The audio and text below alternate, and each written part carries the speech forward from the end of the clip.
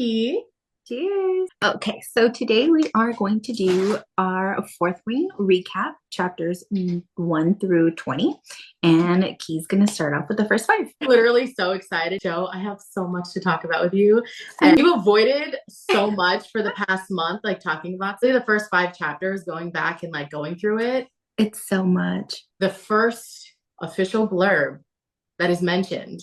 The following text has been faithfully transcribed from Navarian into the modern language by Jasenia Neilwart. Now, you went over all the blurbs yourself, right?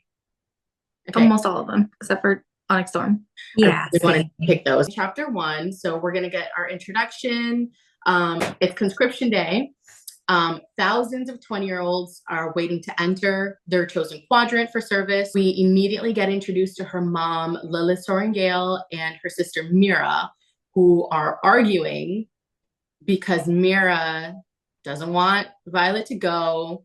And her mother is super, super insistent, like that the thought of even putting Violet into the scribe quadrant is even being brought up, right? Mind you, her husband was a scribe. Yes. She knew. Yes. And she knew because of her husband and also because of who she is. Like the whole time she couldn't tell them and couldn't explain to them why she was doing things that she was doing.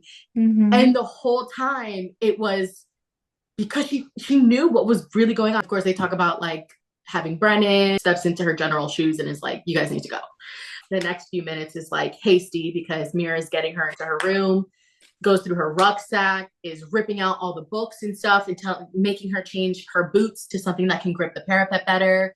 Then she mentions Xaden. Stay away from Xaden Ryerson. She leads her to the area to step out. She joins the line and then she meets Rhiannon. Xaden is introduced. Violet and Xaden first look into each other's eyes. Her heart thunders. Her heart thunders for all the wrong reasons. It was instant. Yeah.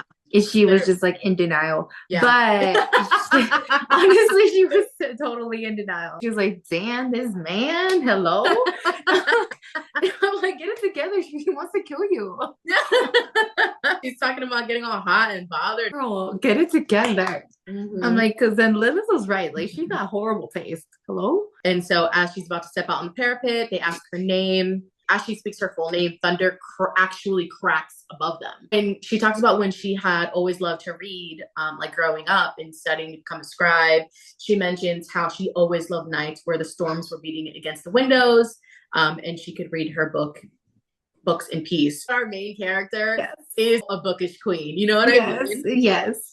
Love that. And so she gets out onto the parapet. She's walking wind, and the parapet's only 18 inches. That's not that much, especially if you're 200 feet in the air and wind is pounding against you. Like, that's crazy. Girl, I fell on the sidewalk. No. Picture from the parking lot. I'm like walking on the ground level and I'm falling. So oh my gosh, I'm not even gonna front. I know I would not have been able to walk the parapet, especially when there's a full storm going on above you. Then once they get to the end of the parapet, they both hurdle and she lands a foot lower onto the courtyard while he's still on the parapet, and then she like spins around, takes a blade to his ball side.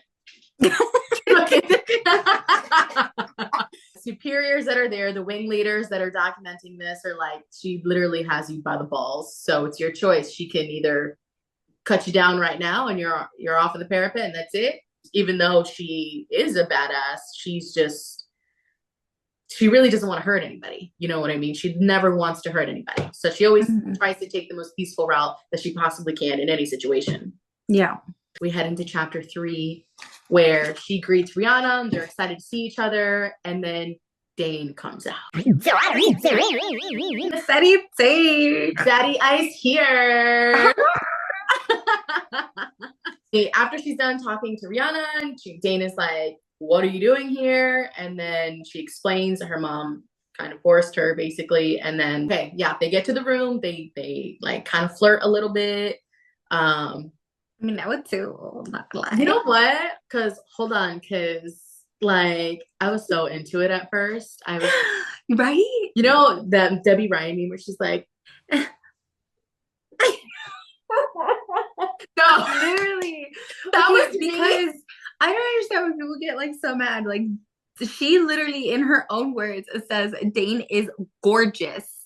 Gorgeous. She literally calls him gorgeous. Powerful, So strong, all of I it. would have been like, okay, whatever you want, Dane. Okay, you know how you were like your reread, you're like, Dane's pissing me off. And I'm like, no, because I'm low-key enjoying it because I know it's not gonna last. But I was just like, had Daddy Dane again for a little Okay, bit. you don't want me to be in danger. Okay. Oh my god, you just want to protect me. I was so You're mad. so nice. I'm not mad anymore. That's because we're best friends. I love that. I'm such a girl. Bro, for real. I didn't know. I'm just a girl.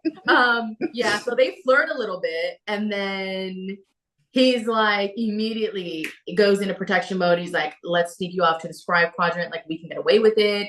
It's okay, we'll protect you, she won't find out. And he's really insistent, and she's like, no, I crossed the parapet. Crossing the parapet was literally her first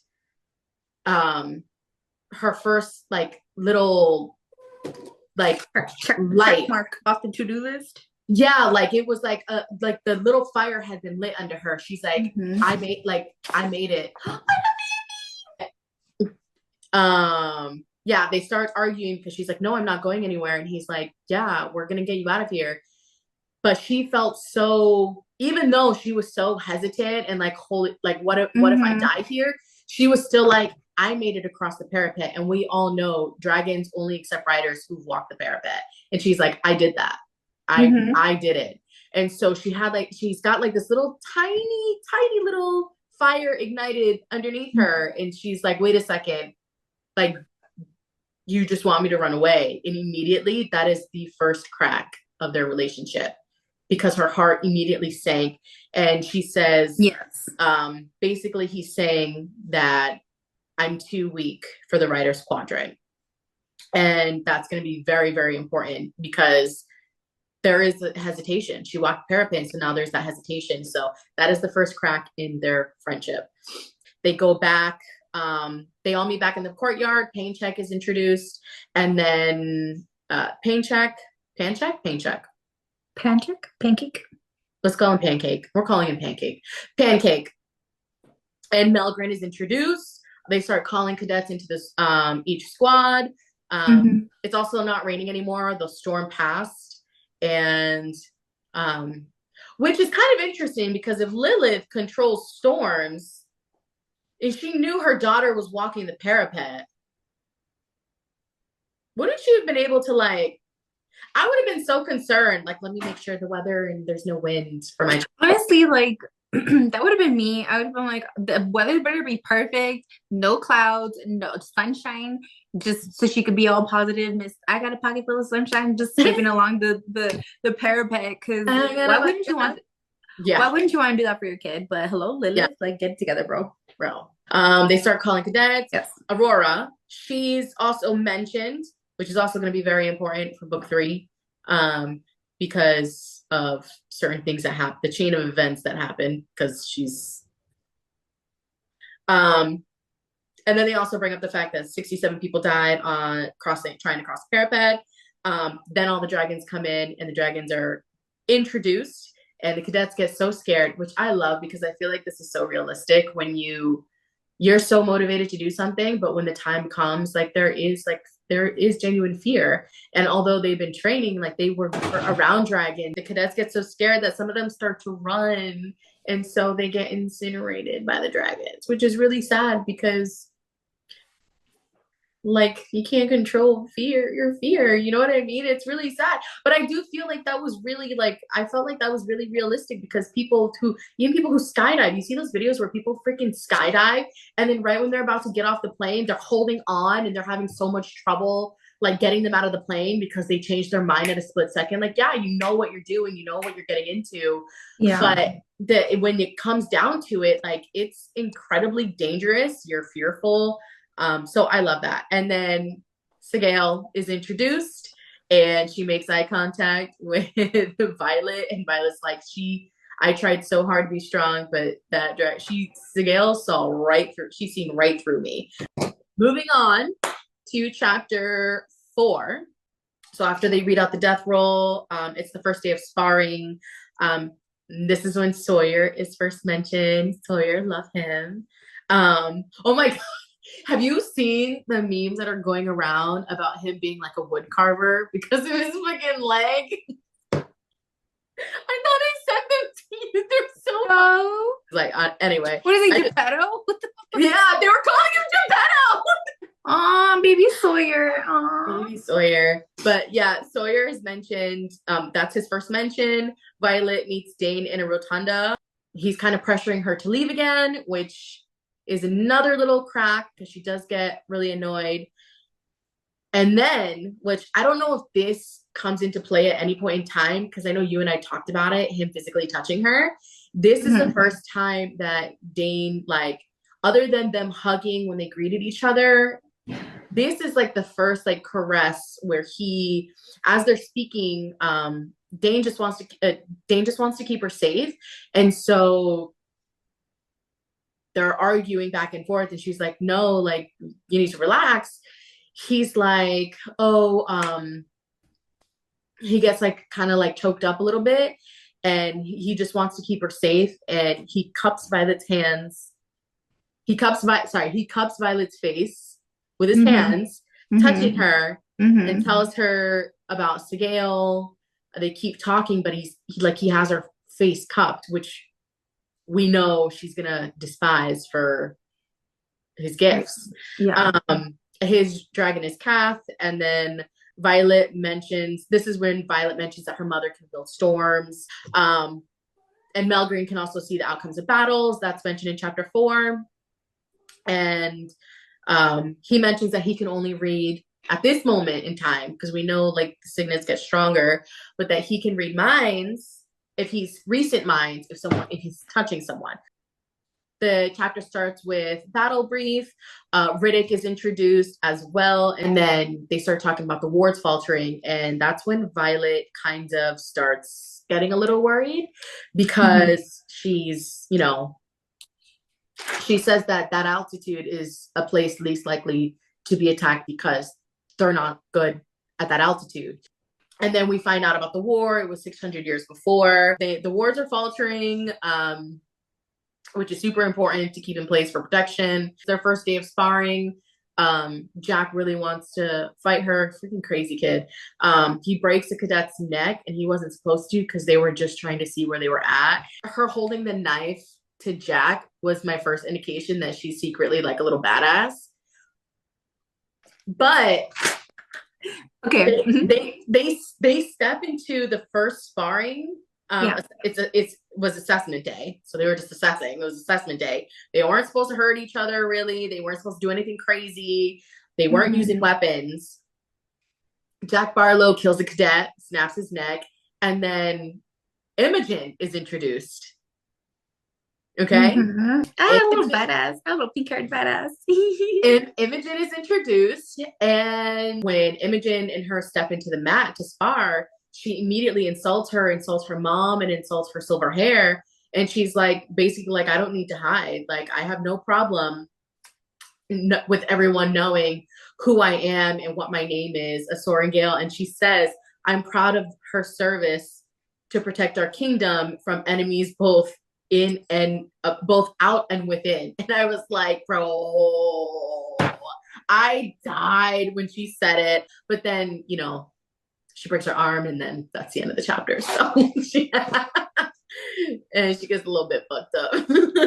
So then we go to chapter 6, which does start with the blurb from the Modern Guide for Healers. And it says, it is my opinion that of all the signet powers writers provide, mending is the most precious, but we cannot allow ourselves to become complacent when in the company of such a signet. For menders are rare and the wounded are not. So this is the first instance of mentioning menders. So menders are different from healers because they actually have the signet. They can actually fix fix it basically. Healers just like, here's a little herb, here's a little salve, here's a little Tylenol, a little band-aid on it. Yeah, here's a little band-aid. But okay. menders are really important because they truly actually heal like the body. They accelerate the healing process. So we come into Dane taking Violet to the healer's quadrant. And he's, being Dane and like saying, you freaking you got your arm broken because you wouldn't stop. And this is where we meet Winifred, who she is very familiar with. She's a healer, and her husband is a mender, Nolan. And it's going to be very important. Is very important. So she has already, because she has obviously lived there, she is very familiar with Winifred and Nolan and the Healer's Quadrant in general because of her affliction with what happens with her body. She's becoming more physical is going to be more hard on her body. So of course she's gonna be more at the Healer's Quadrant than anything. So this is where Dane tries to stop Winifred from getting Nolan, because he's like, well, this is your way out. This is your way to going to the scribe quadrant, or even just, not being able to do it. So he's just still continuing to say like, it's not going to work out for you. You're not adequate enough to continue in being in the writer's quadrant. It's a lot of back and forth in this chapter about that whole thing. And it really just, the same thing. It's just, he's driving that wedge between them because he's just so adamant on her going to the scribes quadrant, and he's using every opportunity that he can to try to convince her of that. Like, in this chapter, literally like almost every chapter after this. So, I mean, the next little bit is just her getting mended by Nolan and Dane being Dane. Once she does get done with that, she goes back to the barracks, and on her bed, she sees a letter from Mira. So it was so cute. A letter. Yes, like she just made it happen. Mira, her big sister, she's just, big sistering. And she bribed a scribe to sneak the letter to her bunk. And she literally waited till there was the death roll called, and she just making sure that her little sister was not on there, which is super cute, because you really see, how much she really loves her. The writer's quadrant really separates everybody in general. You're just a writer, you get assigned to where you're assigned, and you gotta go by. And it really shows how, even if she's not able to show it, they really are family. And Lilith, Mira, eventually Brennan, they really do try to be there for each other. And I think that's so stinking cute. Especially with this, because this is where Mira gives her the Book of Brennan. Yes, the Book of Brennan. The Book of Brennan. This is where she gets the Book of Brennan. And it's just really like, it ties it together, because he was first, he's the oldest, and he went through all of that. And in his, brotherly love, he wrote literally a book of a how-to guide of how to get through the writer's quadrant for Mira. And then there's Mira giving it to Violet, and it's just so cute. Like, it's so I love it so much, because it really does show like the bond that they have together as siblings. And like, even though their father had passed and they don't know a lot of things about their mother, like them three were resolute with each other. And that was, in a way, a love letter to his sister, like, this is how much I love you. Like, I want to protect you as much as possible. And even though I'm not there, I want to do everything that I can, which is basically what Mira did when she was getting her ready to, walk the parapet. And then also is giving her the Book of Brennan, which I thought was like just icing on the cake. So chapter 7, This is where she gets this idea, or starts getting ideas from the Book of Brennan, obviously. So she is playing on her strengths, which one of them is knowledge. The knowledge of I guess essentially poisons, but being able to take her opponents down without actually taking them down physically. Um, so in anticipation of the challenges, she is out by the river picking fawnily berries. She's out just picking berries. Um, so she's got like berries, she's got mushrooms up in her pack, and she's just like little, in the forest. She's like a little salt bay, just like a little poison here, a little poison there. So then this is out at night. So she sees two figures walking out, and then it's Imogen and Zayden. Again. And so then more arrive. This is all of the people that are showing up are all the ones that have rebellion relics. Yeah. So this is 2 of them or something, right? There was a lot of them. Yeah, it was two dozen. So it was mostly first years. And the second and third years are out there, and they're just like offering them help. Like, okay, if you need help sparring, if you need help like passing your classes or with history, blah blah. They even mention like one of them even mentions like, well, a lot of what they're talking about isn't even like the truth. And so like, and Zayden's like, you know what, just I think it was Zayden. He was like, he's like, you know the truth, but just remember what you need to pass. Which is a huge reveal, because after the first battle brief, and one of the cadets said, well, how often are they failing? And Markham immediately was like, that's above your pay grade, cadet. Now let's ask some useful questions. Like there was that immediate shutdown. Like granted, like, yeah, that is above her pay grade, but also like you're training them for a war that essentially they're unprepared for now, because you're not being completely honest and you guys are hiding things. And so coming into this chapter where the girl was like, it's not the physical stuff, but like it's the history. I don't know. And they all just kind of paused. And that is super telling. Like now looking back, it's like, yeah, because none of it was accurate, which we find out Violet is a star pupil at Basgayev, but then when she leaves, she's not. She's so she doesn't know anything. Yeah. Yeah. So that part right there threw me through a loop when I did the reread. Like, oh my God. And there's another, it's all on the way in like I think chapter like 19, but I'm gonna bring that back. But so yeah, Violet's all just, she was picking these berries, so she was up in this tree just trying to hide, but trying to be like, she's most like, what are they saying? She literally climbed down a little bit so she could be like, huh? She is say that louder, please. No, and then she actually was way up, and so she could be she's just risking it all. She literally went down to risking it all. Climbing down, risked it all. Me, girl. That killed me. Because I would want all the tea. Clear as day, so there's no mistaking. I would be like all up in there, like, what? Can you read that? So she's over here like trying not to be like, oh my God.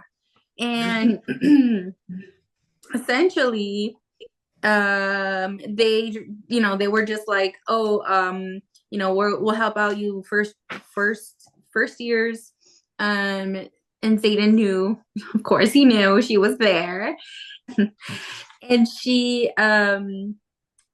this is tying it back to what you're saying. She's low-key, high-key, a little badass. This is where she throws the daggers. The 1, 2, and he's like, you missed. And she's like, LOL, no, I didn't. And she's like, LOL, no, I didn't. Take a step back. And literally the daggers are right here. When I first read that, I had to put the book down and like just chill for a second, because I was like, that was hard as fuck. She has so many moments where she's just so hard. Like, and she really doesn't realize it. Like, that girl has some balls to do so much of the shit that she did in the first book alone. Like, she has some balls. And it really goes to show, like, she was literally half her mother and half her father, because she's a Sorrengail through and through. I see why Papa Sorrengail took the last name, because I want to be a Sorrengail too. What? Honestly. So he's over here like, I'm not impressed, but Loki, he was like, she's cute. And he tells her, well, why don't you do that to Jack Barlow? And he, they go back and forth, and this is where she's like, okay, well, I'm not gonna tell about anything, even though this is like your little club. This is not supposed to be happening. And he's like, okay, well, who are you gonna tell? Are you gonna tell? And she's like, nah, I'm good. Because essentially, like, they're just trying to help out each other. Like, it's a group of people. I mean, a group of people that are looked at like they're the enemy, they're the children of the enemies, and they just want to look out for each other. And I think that's it's nice, because as we know, Satan's basically in charge of these people. Like, they need to get together, they need to be model citizens, so they can I can't imagine it being easy, you just having to fight for the people who just murdered your parents in front of you. Later on that he's intinistic, but this is the first time he reads her, because every single time he reads her, this is before the bond, all that kind of stuff. The first time he reads her, she feels ice prickling her scalp. And any time Xaden has read her, she has felt a prickling or icy sensation or something like that. And this is the first mention of it. So this is really the first time he's starting to read her to figure out, like, okay, what's your deal? You know what I mean? Yes, because I was gonna say that. Yes. And then also the first time. Can I mention, like, Rebecca is so funny. The banter between everybody is hilarious, and especially with Taryn later on. But can we just talk about her inner banter with herself? This girl is so funny. She literally says, when she's yelling after him, she says, he's like, well, we'll see if I owe you the favor if you tell or not. And she yells out, and there's already darkness, like he's already gone. She's like, I'm not gonna tell. And then she says in her head, she goes, this literally took me out. She goes, I'm not gonna tell. I yell into the darkness like a fool. And then she goes, and she opens her bag and she's like, a fool with funnily berries. And I'm like, oh, what? That's stupid. I know, I was literally thinking, like, what the? It was the dumbest thing, but I'm just like, her grinning to herself, like, and like, a fool with funnily berries. I'm like, yo, this girl's a trip. That shit took me out. I loved it. It's so funny. I'm just like, cackling, bro. Girl, this girl is a mess and a half, but I love her. I love her because I feel like that I would be her. I would be her, because where are you? This is the first instance where he tells her that she's a violent little thing. Oh my God, that's right, the famous quote. Oh my God, you look all frail. What is it? You look all frail. You look all frail and breakable, but you're really a violent little thing, aren't you?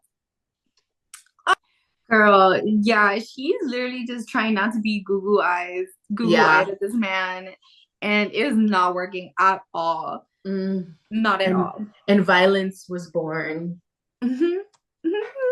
Okay. So, the next chapter, chapter 8, is where we get the blurb at the top. There is an art to poison not often discussed, and that is timing.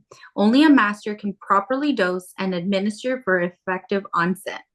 One must take into account the mass of the individual as well as the method of delivery. So we know that knows all this stuff because she's literally read all of this stuff. Yeah, so you see this little gears turning in her head, like, yeah. I know what I'm gonna do. I know what I'm gonna do. Yeah, she has her book of poisons or something with her. It's like one of the 2-3 books that she brought or something, right? And it's Yeah. just, she's just like, bro, that girl's crazy. The fact that she really used that mind of a scribe, mind of a scribe. Mind of a scribe. Mm-hmm. So she volunteers for breakfast duty.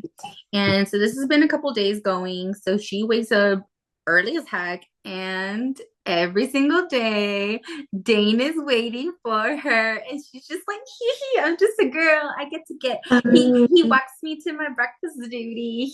Mm-hmm. Yeah. Doesn't she say it's the best part of her day too?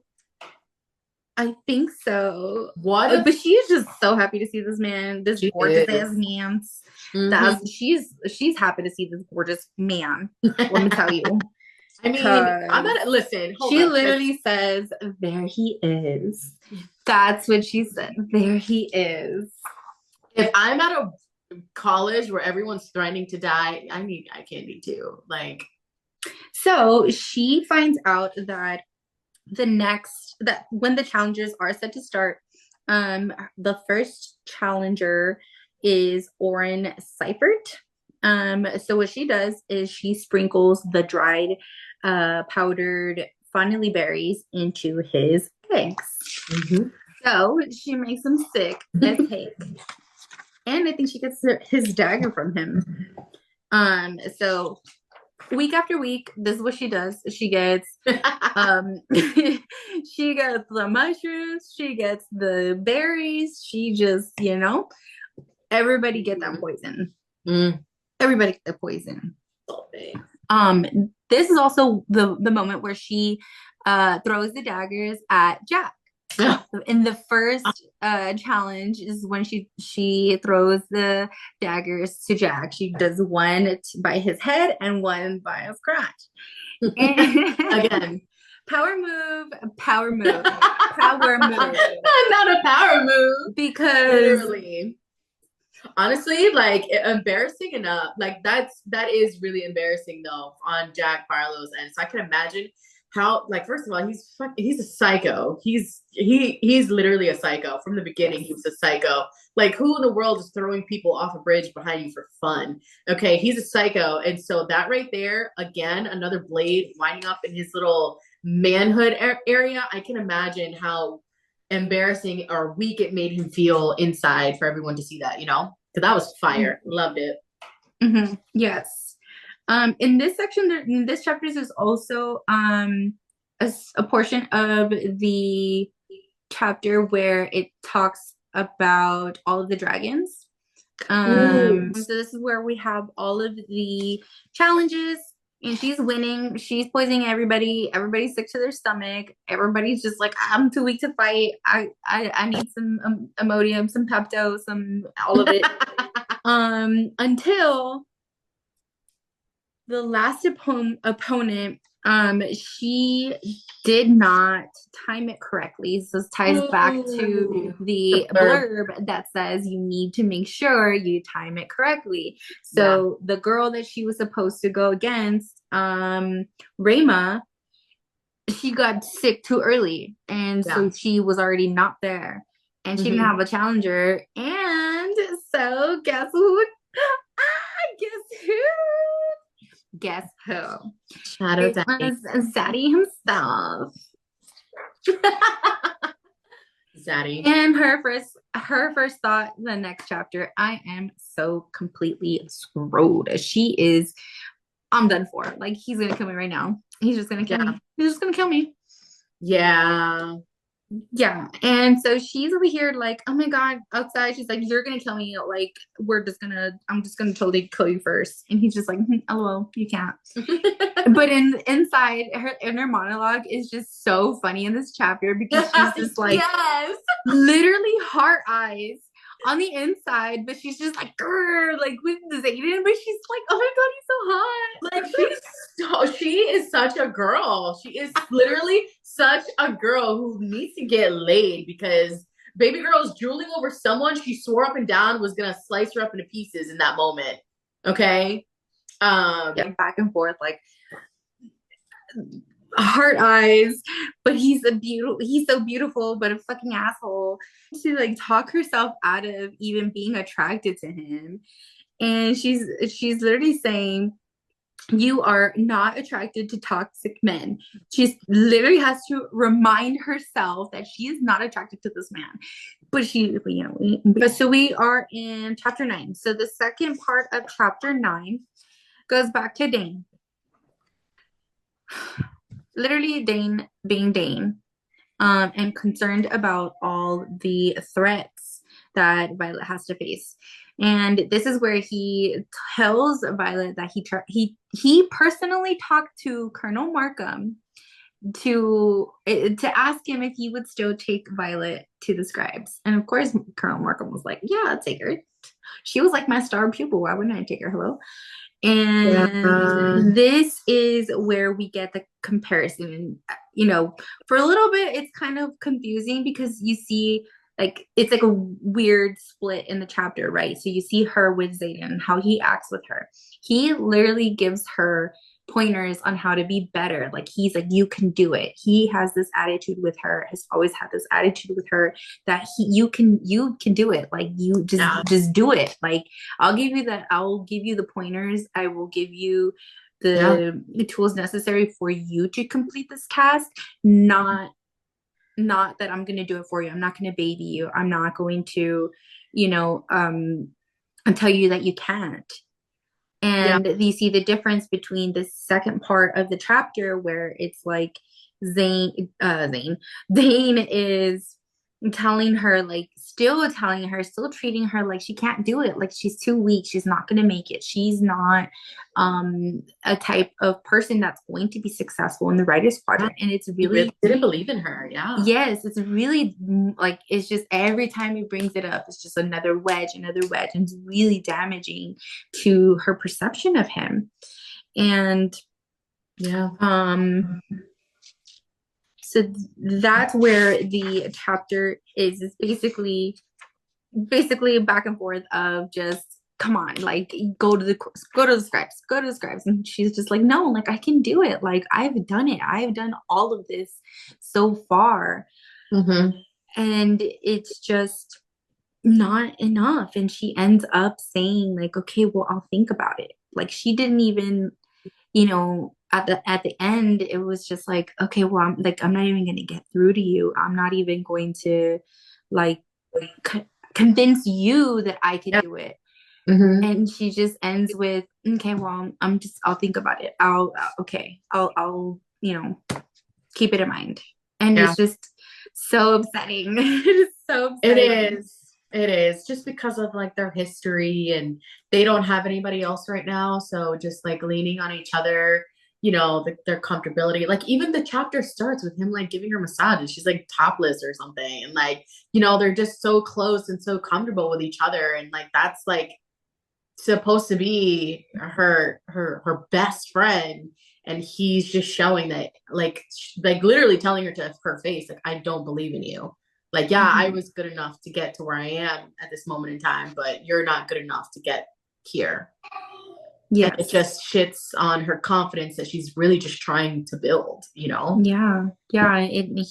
She gets through each challenge, and he just knocks her down. Like, he knocks her down, and it's just so upsetting. Like, oh, like, I love you, Dave. It's upsetting because, I mean, granted, he's just really one thing that, like, really was an easy switch for me to actually do appreciate Dane, as frustrating as it is.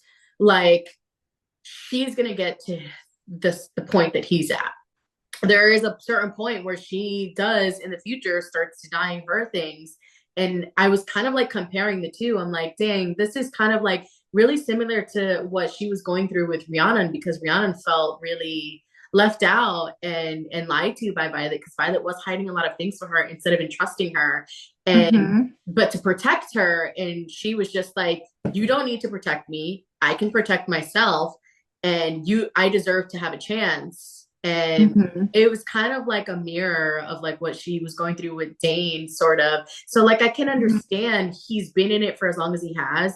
He's worked his way up to leadership, which is really telling about what he's been through and the stuff that he did and has gone through to be where he is.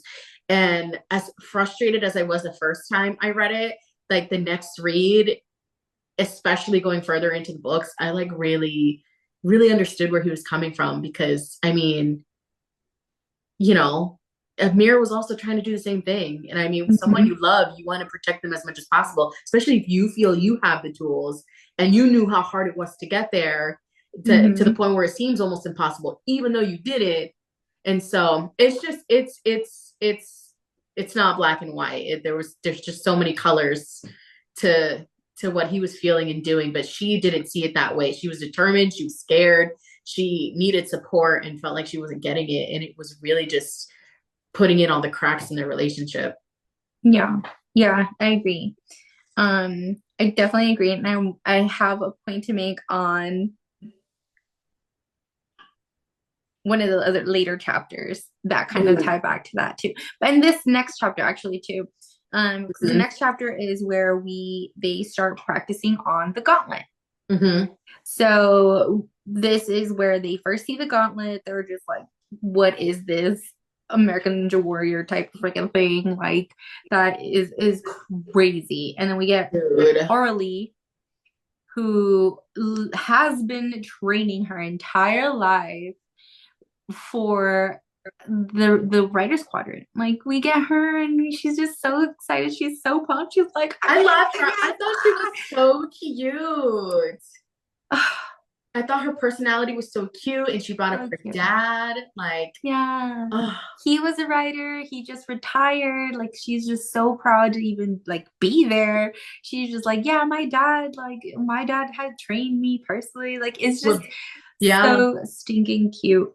Um, so they go in order. Sawyer goes first because he's a repeat first year. So Sawyer, Pryor, Trina, Tynan, Rhiannon, Riddick, Violet, then Orly, and then Luca. Mm-hmm. So they all Sawyer goes first. They see how it's done. He aces it. He's a pro.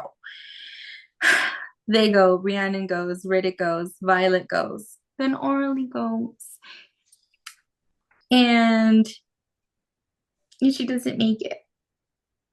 Yeah. It was really sad. I did get really emotional when it happened.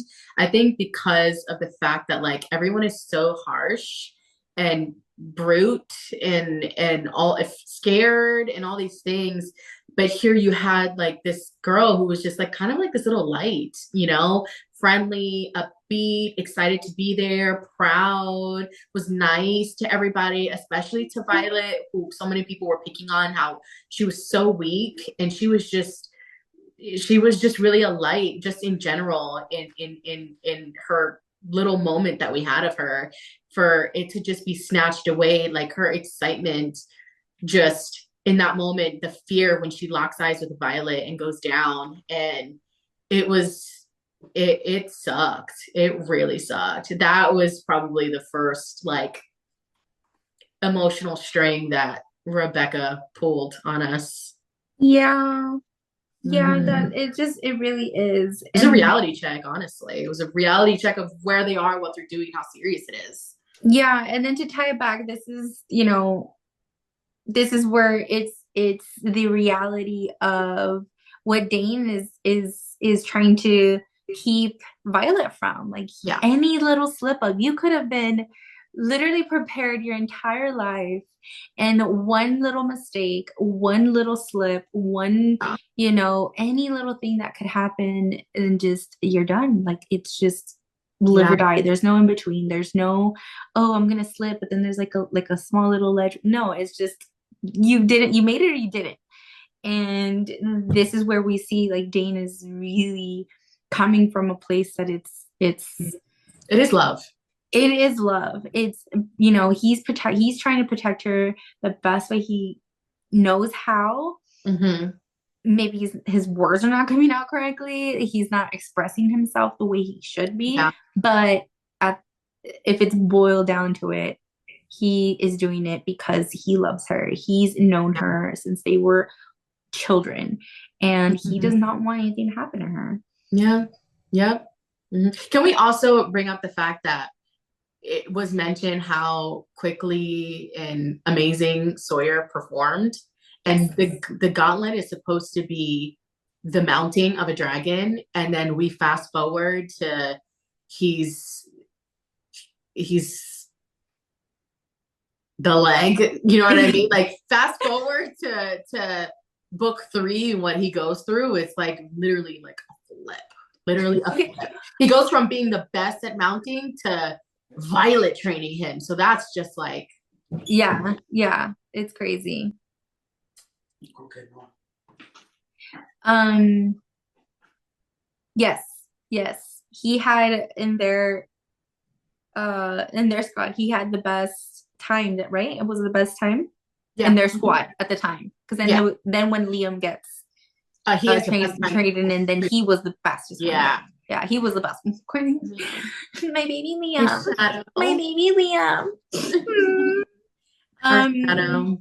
Yeah. So then we get to the last portion. I think it's the last portion.